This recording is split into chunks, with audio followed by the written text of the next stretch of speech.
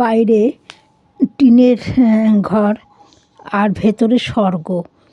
একটা কাঠমিস্ত্রি তার ছেলে লেখাপড়া শিখে মানে হাতের কাজ শিখেছে আর আর্ট কলেজে পড়ে আঁকা মানে ছবি আঁকা শিখেছে এবং শিখে ও অনেক প্রাইজ পেয়েছে।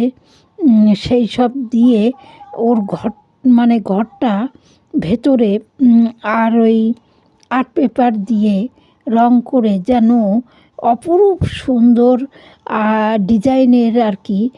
মানে ঘর এক এক জায়গায় এক এক রকম, দেয়ালগুলোতে বোঝাই যায় না ভেতরে যে টিনের দেয়াল।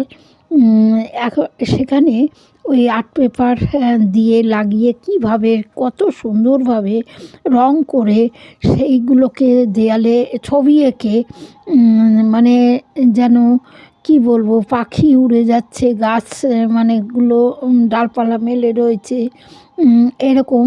আর এক এক জায়গায় এক এক জিনিস।